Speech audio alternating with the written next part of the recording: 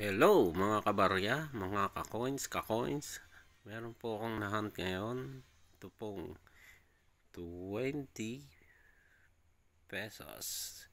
Year 2020 na merong upper mint mark. Sa ngayon po ay mahirap na siyang hanapin. Sa dami ko na pong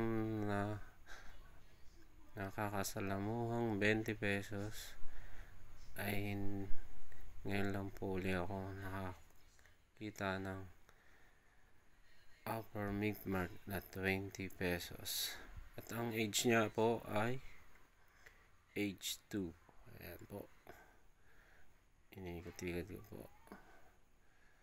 Ayan, okay po.